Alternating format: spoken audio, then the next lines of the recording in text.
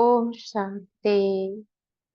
आज का विषय है कलंकीधर बनने के लिए अपनी अवस्था अचल अटोल बनाओ। कैसे?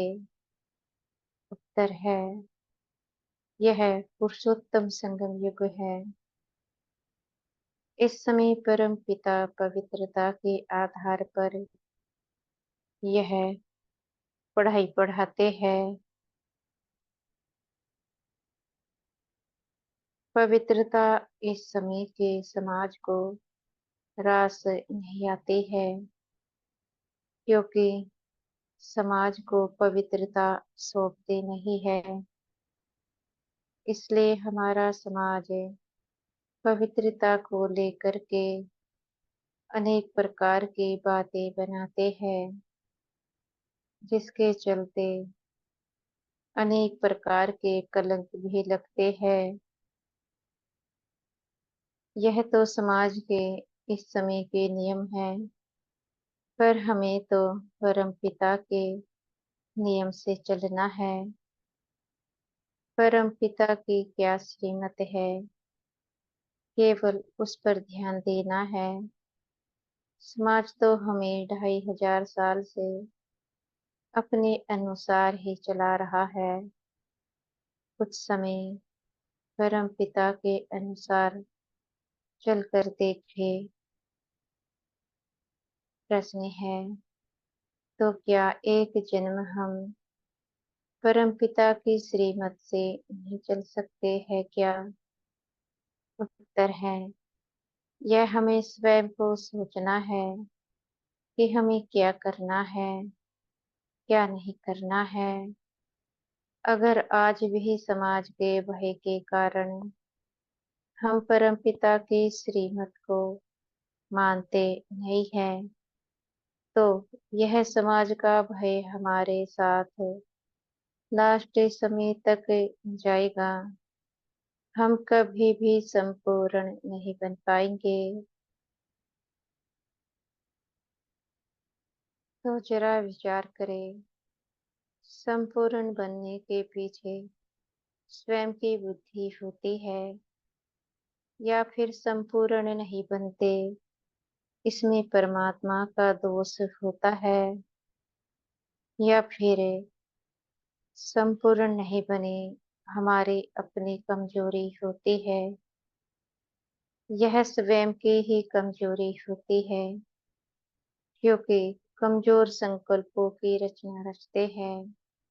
जैसे संकल्प रचेंगे वैसे ही तो प्राप्ति होती है। अगर हिम्मत का एक कदम उठाया जाए तो जो चाहे आत्मा वह कर सकते हैं। बगैर हिम्मत के कदम के कोई भी अपने कर्म बंधनों को काट नहीं सकता है। अगर कर्म बंधनों को काटना है तो समाज की परवाह न करते हुए गुप्त रीति परम पिता को याद किया जाए। समाज को दिखावा नहीं दिखाना होता है। दिखावा दिखाने से पुरुषार्थ में विघ्न अधिक आते हैं। अपना तो गुप्त पुरुषार्थ ही होता है। इसलिए समाज के बीच रहते हुए हे गुप्त रहकर परम पिता को इतना याद किया जाए कि अपनी शक्तियों से ही कर्म बंधन चुक्त होते जाए। जो समाज कभी गाली देता था वह समाज झुकता चला जाए। यह ब्राह्मण जीवन है। इस जन्म में कलंक तो लगते ही है, क्योंकि रावण राज्य है। इस राज्य में पवित्रता का महत्व ही नहीं है कि पवित्रता क्या चीज है। इसलिए इस समय का समाज अनेक प्रकार के कलंक हम ब्राह्मणों के ऊपर लगा देते हैं। समाज का काम है कलंक लगाना। हमारा कार्य है उन बातों को सुनते हुए भी नहीं सुनना। जब हम कोई गलत बात ही नहीं सुनेंगे, ना देखेंगे, ना परवाह करेंगे, कोई क्या कहता है, एक कान से सुनो, उसी कान से बाहर निकाल दो, तो कहाँ से फिर पुरुषार्थ में विघ्न आ सकता है। विघ्न तो तब आता है जब कोई बात को सहन नहीं किया जाता है। जितना बातों को सहन करते हैं, व्यर्थ और नेगेटिव बातों से परे रहते हैं, तो आत्मा शक्तिशाली बनती जाती है। जब हमारे ऊपर कोई कलंक लगता है, तो हमारी आत्मशक्ति बढ़ती है। आत्मशक्ति बढ़ने से आत्मा भयमुक्त बनती है। कलंक तो लगने ही है, इनसे क्यों घबराना। यह तो कल्प कल्प लगते आए हैं, कोई नई बात तो है नहीं। इसलिए इन व्यर्थ बातों के पीछे अपनी शक्तियों को गंवाते नहीं है। एक समय ऐसा आता है जीवन में जो कलंक लगाते हैं, वह फिर झुक कर सलाम भी करते हैं।